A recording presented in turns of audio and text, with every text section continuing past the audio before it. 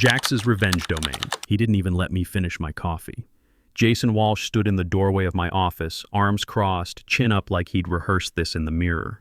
His suit was navy, expensive, and entirely too tight across the shoulders, the kind of fit that screamed insecurity wrapped in Italian wool. "Ryan," he said, not bothering with pleasantries, "we're letting you go effective immediately." "My name is Ryan Mitchell. I'm 53 years old. I live in Austin, Texas, in a house with a view of the hill country that I paid off 3 years ago. And until this exact moment, I was the co-founder and chief operations officer of Elevate Data Solutions, a cybersecurity firm that processes threat assessments for half the Fortune 500. I set my mug down slowly. Steam curled up between us. I didn't blink. "Excuse me?" He shifted his weight, but his expression stayed locked. Confident. Practiced. "The board's decided to move in a new direction. We need leadership that aligns with our evolving vision." "Evolving vision?" I almost laughed. "And who authorized this decision?" I asked, leaning back in my chair. Calm, measured, the way you speak when you already know the answer. "I did," he said. "I'm the acting CEO now. That gives me full discretion over personnel." Acting CEO. Jason Walsh, 32 years old, MBA from a school that handed out degrees like participation trophies.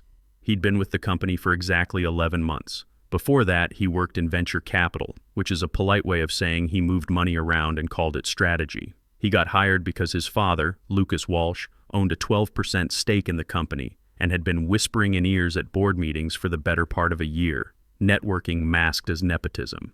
And now here he was, standing in my office like he owned it. "You don't have the authority to remove a founding officer," I said.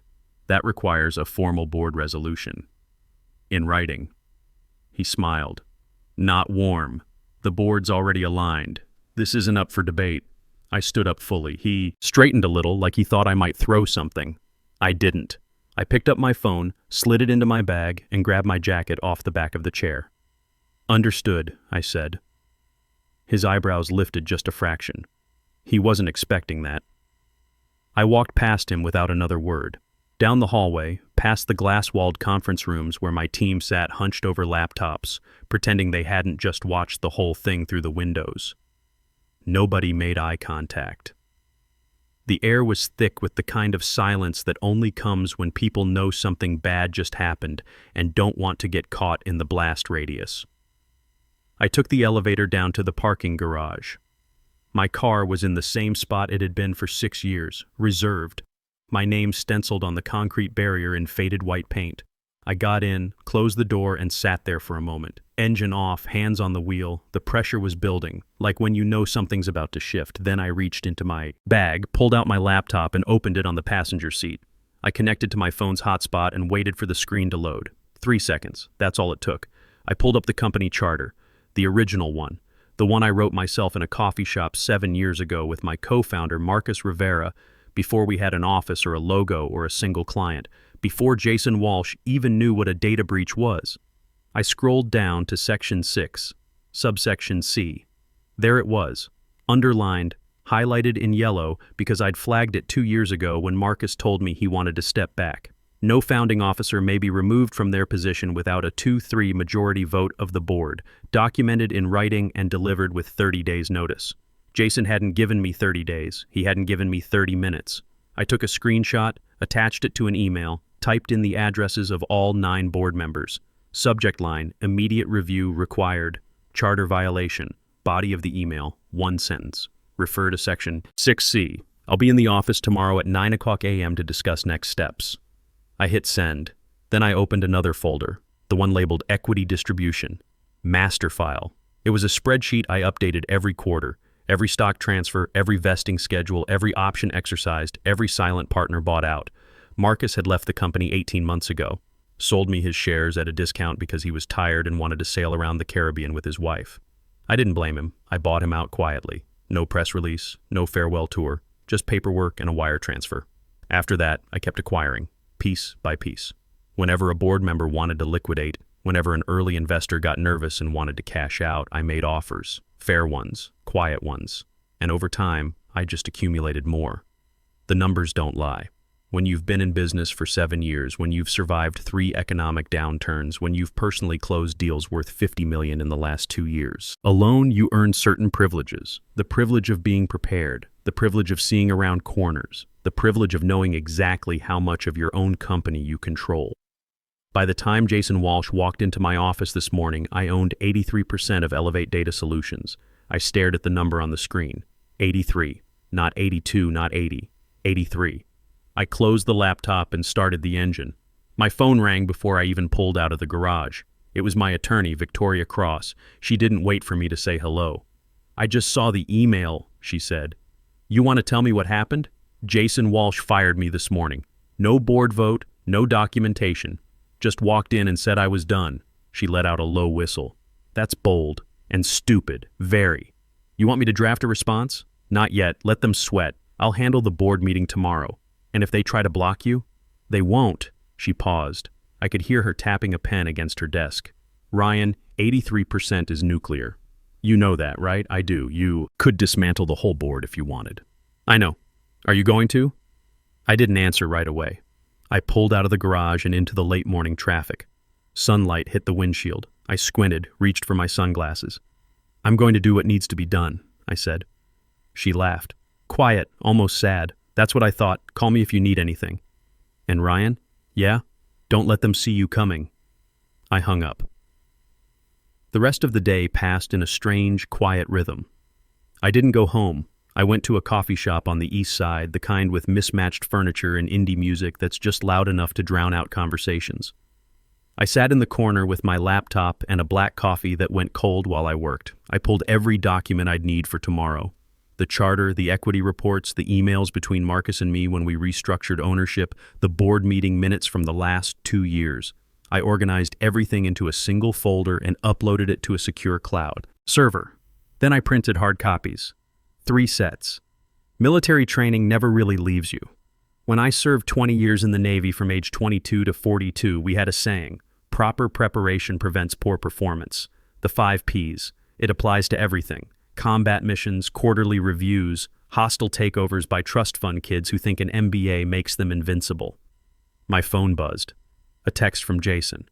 "Just to confirm, we'll have your final paycheck processed by end of week. Please return all company property by Friday." I stared at the message. He really thought it was over. He really thought he'd won. I didn't reply.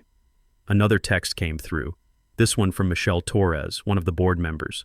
She was old school, former CFO of a pharmaceutical company, sharp as a scalpel and twice as precise.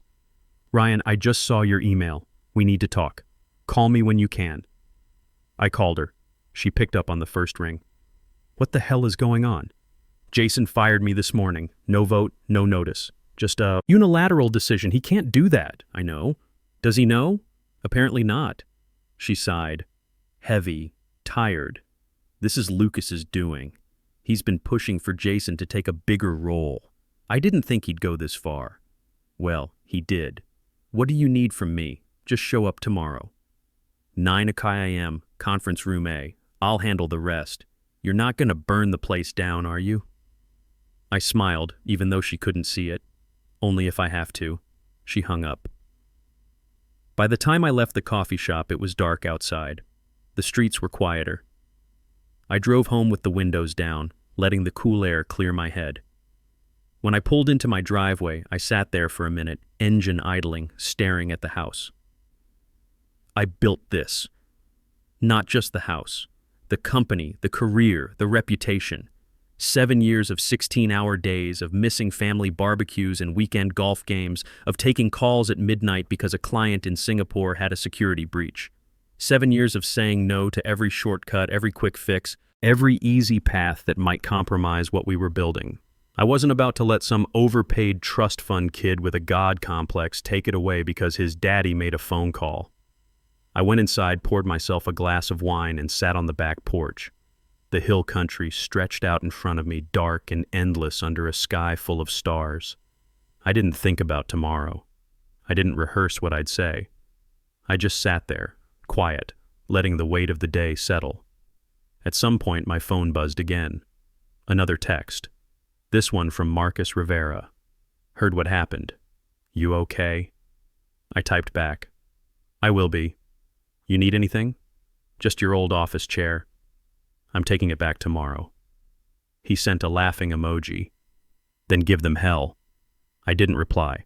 I finished my wine, went inside, and went to bed. I woke up at 5:30. No alarm. My body just knew. Old habits from the Navy. When you're responsible for lives, when split-second decisions matter, your internal clock becomes a precision instrument. I made coffee, toast with almond butter, and sat at the kitchen table with my laptop. I reviewed everything one more time. The numbers, the clauses, the timeline. Marcus and I had started this company in 2017. Two guys with military backgrounds who understood that cybersecurity wasn't just about firewalls and antivirus software. It was about discipline, about preparation, about building systems that could withstand attacks from people who wanted to destroy what you'd created. We started with $50,000 in savings and a client list of exactly 0. Marcus handled the technical architecture. I handled everything else. Sales, operations, legal, HR, accounting. For the first 2 years, we worked out of a converted garage, splitting a single salary that barely covered rent. By year 3, we had 12 employees and our first Fortune 500 client. By year 5, we had 180 employees and offices in Austin and Dallas. By year 6, we were processing threat assessments for companies that collectively employed over 2 million people. The success wasn't luck. It was preparation meeting opportunity, over and over again. When the SolarWinds hack happened, we were ready with solutions. When ransomware started targeting healthcare systems, we already had protocols in place. When cryptocurrency exchanges started getting hit, we'd anticipated the attack vectors months in advance. That's what bothered me about Jason Walsh. He looked at our success and saw something that had happened to us, not something we'd built. He thought you could just walk into a functioning machine, change a few settings, and make it run better. He had no idea how many late nights, how many failed experiments, how many careful decisions had gone into creating something that looked effortless from the outside. By the time I was done reviewing the files, it was 7:15. I showered, dressed, black slacks, white shirt, navy blazer. Professional. Plain. No jewelry except my watch. A Seiko I'd bought myself when we landed our first $1 million contract. Nothing flashy, just reliable. Like everything else I'd built. I was out the door by 8. The drive to the office took 23 minutes. I knew because I'd driven it every weekday for 6 years. Same route, same parking spot, same rhythm. Consistency builds trust, and trust builds business. I parked in my old spot. The paint was still there. My name, R. Mitchell. I walked through the lobby.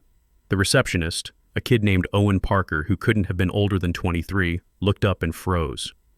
His mouth opened like he wanted to say something, but nothing came out. I didn't stop. I walked straight to the elevator, pressed the button, and waited. Owen was a good kid.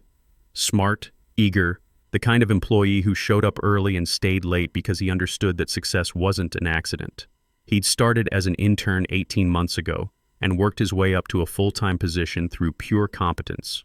No connections, no family money, just effort and results. That's the kind of person Jason Walsh would never understand. In Jason's world, success came from who you knew, not what you could do. He'd probably replace Owen with someone's cousin or college roommate, someone who looked better on paper but couldn't actually handle the job. The doors opened. I stepped inside. When I reached the executive floor, the energy had already shifted. People were moving faster. Voices were lower. I could feel the tension humming through the walls. Word travels fast in a company of 180 people, especially when the co-founder gets fired and then sends cryptic emails to the entire board. I walked past my old office. The door was closed, but I could see through the glass. Jason had already moved some of his things in. A diploma on the wall, a photo of himself shaking hands with someone in a suit, a motivational poster that read, "Disrupt or be disrupted" in bold letters. I almost laughed. Disruption was the rallying cry of people who'd never built anything themselves. They thought you could improve a company by breaking it first, like improvement and destruction were the same thing. The conference room door was closed. I didn't knock. I pushed it open and walked in. Jason was already there, sitting at the head of the table like he'd claimed it. Lucas Walsh sat to his right, arms folded, expression unreadable. The rest of the board was scattered around the room. Michelle Torres was near the window, her tablet open, fingers drumming against the table.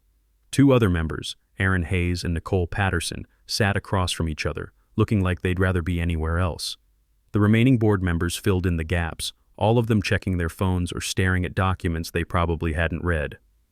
Everyone looked up when I walked in. I didn't sit. I stood at the opposite end of the table, set down my bag, and pulled out the folder I'd prepared the night before. "Good morning," I said. "My name is Ryan Mitchell. I'm the co-founder and chief operations officer of this company. Yesterday, I was unlawfully terminated by Jason Walsh, without board approval, without documentation, and in direct violation of our corporate charter." Jason leaned back in his chair, trying to look relaxed, but I could see the tension in his shoulders. "This is unnecessary, Ryan. We've already made our decision." "You don't get to make that decision alone," I said. I opened the folder and pulled out the first document. Section 6, subsection C. No founding officer may be removed without a 2-3 board vote, documented in writing, with 30 days' notice. You gave me none of that. Lucas spoke up. His voice was smooth, controlled, the voice of someone who'd spent decades in boardrooms. "Ryan, we're restructuring. Jason is the future of this company. It's time to let the next generation lead." "Leadership isn't about age," I said. "It's about competence. And what Jason did yesterday wasn't leadership. It was reckless." Jason's jaw tightened. "I was hired to modernize this company. That's what I'm doing. You were hired to manage operations, not dismantle the foundation." Michelle Torres cleared her throat. The sound cut through the tension like a blade. "Ryan, what exactly are you asking for?" I looked at her, then at the rest of the board. Each face told a different story. Michelle's was focused, analytical. Aaron Hayes looked uncomfortable, like he'd rather be reviewing quarterly reports than dealing with corporate drama. Nicole Patterson was taking notes on her tablet, treating this like the legal proceeding it was becoming.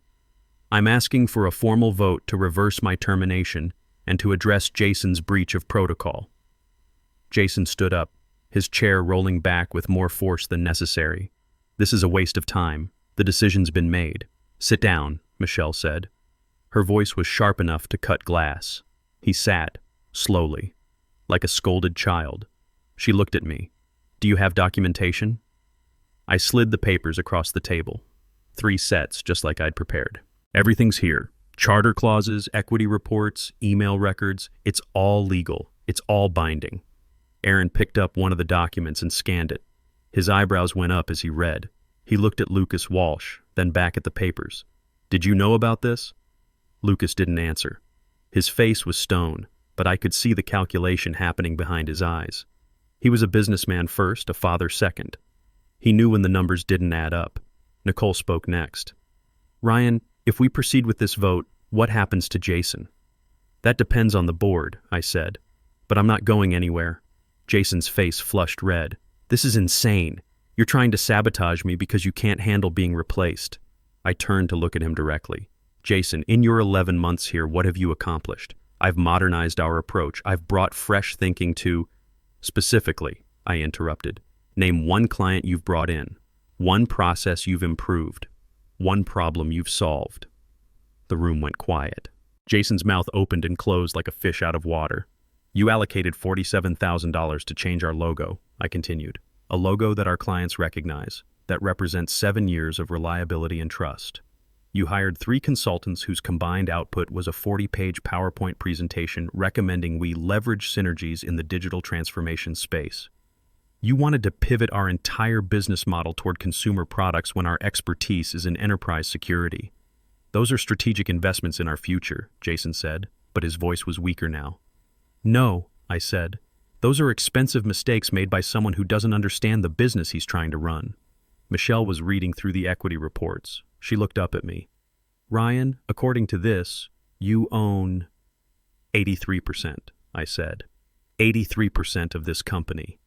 The room went dead silent. You could hear the air conditioning humming, cars passing on the street below, someone typing in an office down the hall. But in conference room A, nobody was breathing. Lucas Walsh finally spoke. "That's impossible."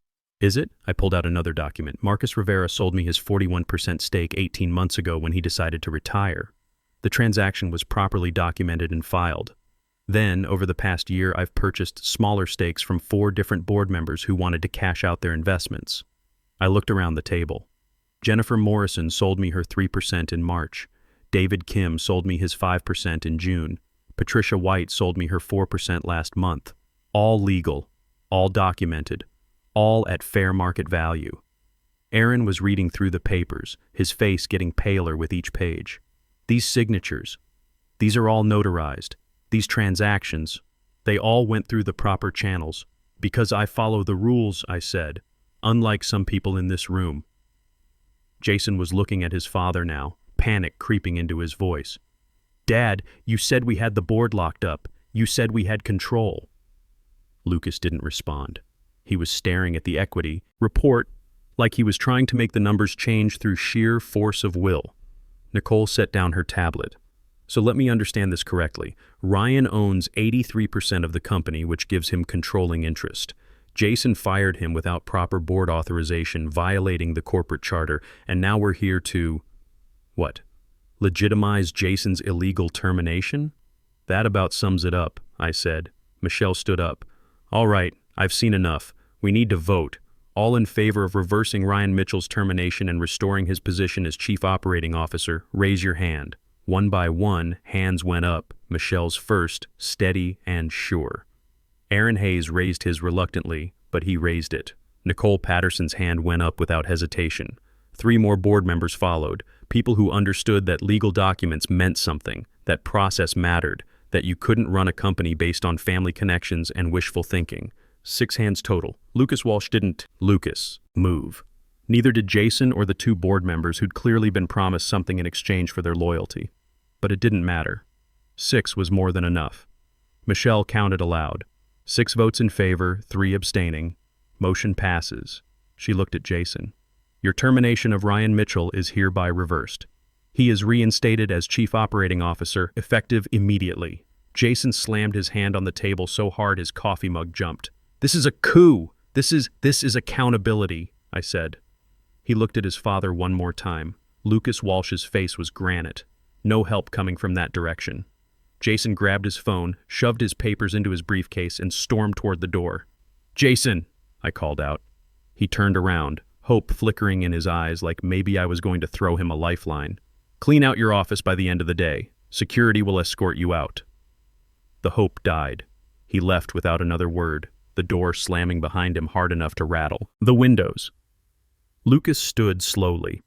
He adjusted his tie, straightened his jacket, and looked around the room like he was memorizing it. Then he walked out without saying goodbye to anyone.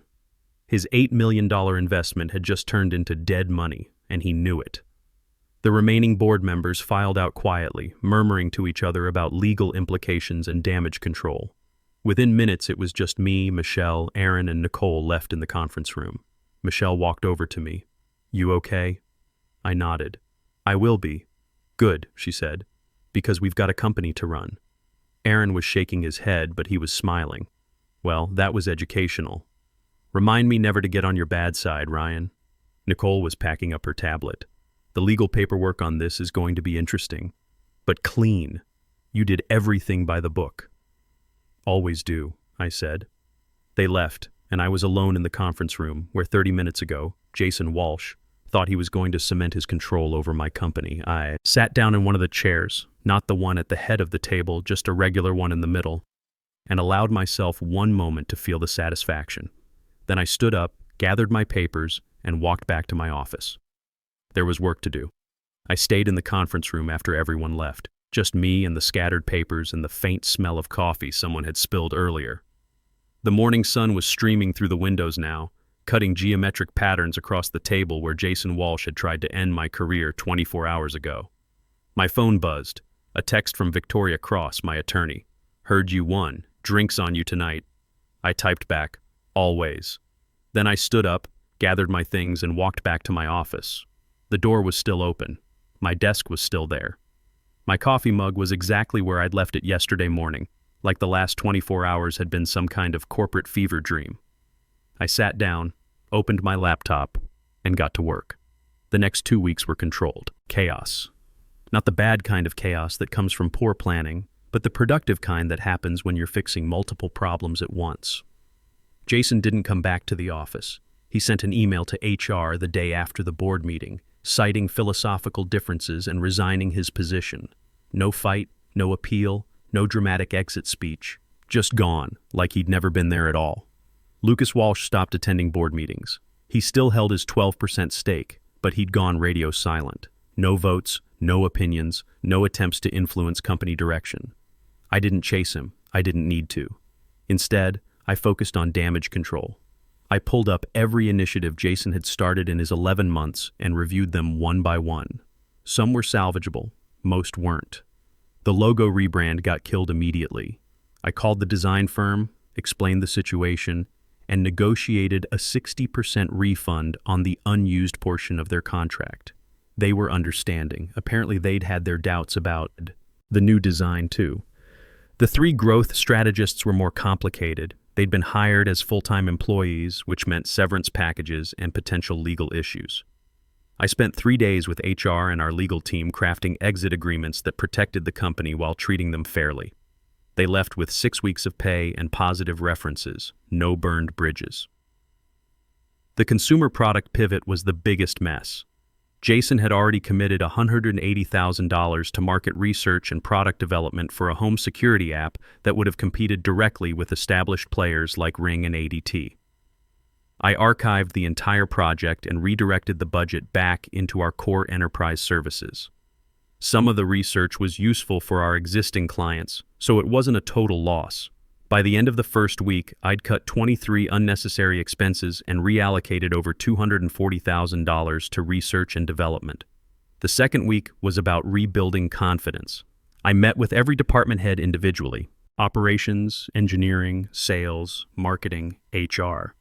No grand speeches, no company-wide memos about new direction, just quiet, one-on-one conversations about what was working and what needed to be fixed. The feedback was consistent. People had been scared, not just about their jobs, but about the company's direction. Jason's changes had felt random, disconnected from the business they'd spent years building. The consumer pivot had particularly spooked the engineering team who'd signed up to work on enterprise-grade security systems, not smartphone apps. I reinstated the quarterly innovation hackathons that Jason had canceled. I approved new project management software that operations had been requesting for months. I gave sales more autonomy in pricing negotiations for long-term contracts. Nothing revolutionary, just good management. By the third week, the company felt stable again. Meetings got shorter. Decisions happened faster. People stopped checking their phones every 5 minutes, waiting for the next organizational earthquake. One afternoon, I was walking through the main office floor when I overheard 2 engineers talking by the printer. "Feels different now," one of them said. "Better different," the other replied. "Like we're building something again instead of just reacting to whatever new idea walked through the door." They noticed me listening and looked embarrassed, but I just nodded and kept walking. That conversation told me everything I needed to know about where we stood. Late one Thursday evening, Michelle Torres called. I was still in my office working on budget projections for the next quarter. "You're still there, aren't you?" she said without preamble. "Maybe." "Go home, Ryan. The company will survive one night without you." I saved my spreadsheet and leaned back in my chair. "How are things looking from the board's perspective?" "Clean," she said. "Cleaner than I expected, honestly. I've been on a lot of boards, seen a lot of leadership transitions. This could have been a disaster. But it wasn't. No, it wasn't. You handled it like a professional. Jason handled it like a child." Lucas is dealing with the consequences of backing the wrong horse." She paused. "Speaking of which, I heard something interesting today. Lucas is exploring options for his shares." I sat up straighter. "Selling?" "Quietly.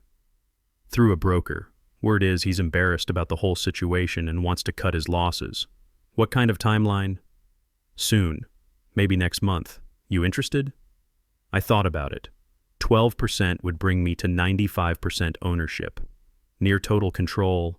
No more board politics, no more family drama, no more risk of someone else's incompetent nephew walking into my office with termination papers. "Depends on the price," she laughed. "I figured you'd say that. I'll keep my ears open." We hung up, and I finished my budget projections. The numbers looked good. Better than good, actually. Revenue was up 18% year over year. Costs were down after eliminating Jason's wasteful spending, and client satisfaction scores had returned to pre-Jason levels. I closed my laptop, grabbed my jacket, and headed home. 2 months later, Michelle called with an offer. Lucas Walsh wanted $8 million for his 12% stake. The math worked out to about $67 million for the entire company, which was fair given our current performance and growth trajectory. I accepted the offer. The transaction closed 3 weeks later. No drama, no fanfare, just legal documents and a wire transfer. Lucas Walsh disappeared from our world as quietly as he'd tried to reshape it. I didn't celebrate when the papers were signed. I didn't announce it to the company or send out press releases. I just updated the equity spreadsheet one more time. 95%. That night, I stayed late in the office again. Not because I had to, but because I wanted to. I pulled up the equity file and looked at the number one more time. 95%. Nearly everything. Then I closed the laptop, turned off the lights, and walked out. The building was quiet. The city was alive outside the windows, glowing and humming with the energy of millions of people building their own lives, making their own decisions, controlling their own destinies. I took the elevator down, walked through the lobby, and stepped out into the Texas night. The air was cool, the stars were visible despite the city lights. I got in my car and drove home. No music, no news, just the sound of the engine and my own thoughts. When I pulled into my driveway, I sat there for a moment, looking at the house I'd built with the money I'd earned from the company I'd created. 7 years of work, of decisions, of building something that mattered. I'd started with nothing but an idea and a business plan.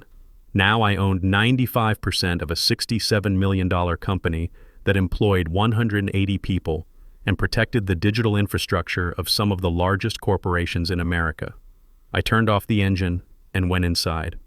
The next morning, I woke up at 5:30, made coffee, and checked my email. Nothing urgent. Just the usual flow of updates and reports and decisions waiting to be made.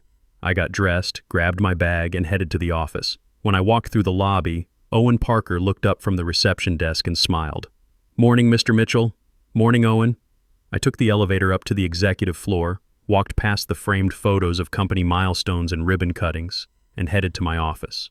I sat down at my desk, opened my laptop, and looked at the day's agenda. Meetings with the engineering team about next quarter's product roadmap. A call with our largest client about expanding their security package. A review of applications for the 12 new developer positions we were hiring. The same work I'd been doing for 7 years. Building something, making decisions, moving forward. I smiled and got to work. Because that's what you do when you win. You don't gloat. You don't rest. You just keep building. Real power isn't about destroying your enemies. It's about being so prepared, so competent that when they try to destroy you, they destroy themselves instead.